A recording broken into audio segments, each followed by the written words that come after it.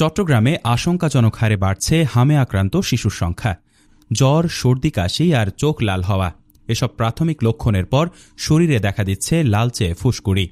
অত্যন্ত সংক্রামক এই ভাইরাসজনিত রোগ হাম এখন ছড়িয়ে পড়ছে চট্টগ্রামের ঘরে ঘরে।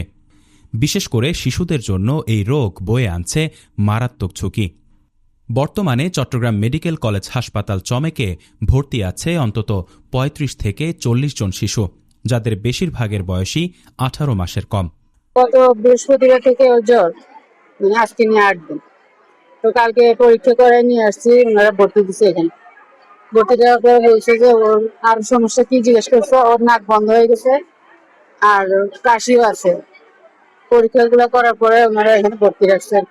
পরিস্থিতি সামাল দিতে হাসপাতালে আলাদাভাবে চালু করা হয়েছে হাম কর্নার, যেখানে অন্য রোগীদের প্রবেশাধিকার সীমিত রাখা হয়েছে।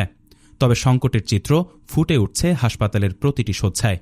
চিকিৎসা নিতে আসা অভিভাবকরা বলেন, হাসপাতালে রোগীর এত চাপ যে এক বেডেই ২-৩ জন শিশুকে রাখা হচ্ছে।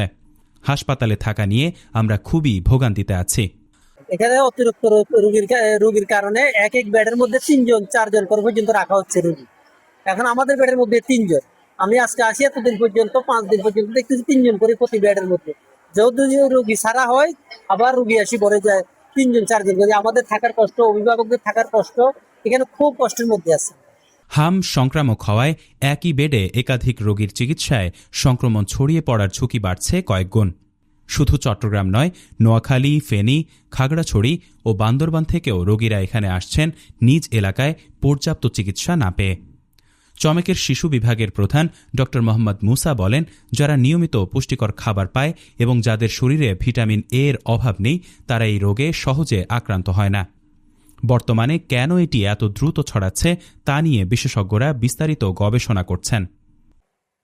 আমাদের দেশে মিজেলস ভ্যাকসিনের কভারেজ ভালোই আছে, এই জন্য এতদিন এটা ব্যাপক হারে ছড়ায় নাই। যদি কিছু কিছু মিজেলস হতো, যেসব বাচ্চারা প্রথম 6 মাস এক্সক্লুসিভ ব্রেস্ট ফিডিং বা মায়ের দুধ খায় এবং পরবর্তীতে পুষ্টিকর খাবার খায়, যাদের পুষ্টির মান ভালো থাকে এবং নিয়মিত ভিটামিন এ ক্যাপসুল খায় বা ভিটামিন এর ঘাটতি না থাকে বা অন্য কোনো কারণে তার যদি রোগ প্রতিরোধ ক্ষমতা কমে না যায়, সাধারণত মিজেলস হয় না বা হলেও বেশি ক্ষতি করে না।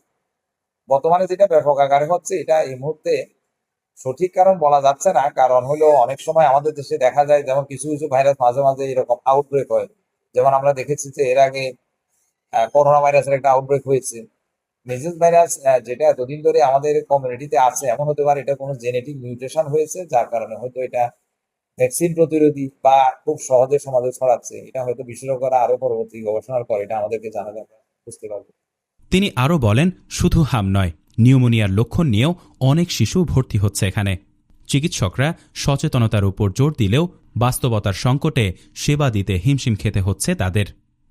হামের এই সংক্রমণ রোধে পুষ্টিকর খাবার আর সচেতনতাই এখন বড় রক্ষা কবচ। তবে জেলা পর্যায়ে চিকিৎসা সেবা বৃদ্ধি না করলে চট্টগ্রামের এই প্রধান হাসপাতালের উপর চাপ কমানো অসম্ভব বলেই মনে করছেন সংশ্লিষ্টরা। অগ্রযাত্রা প্রতিদিন, নির্ভীক প্রত্যয়ে উজ্জীবিত।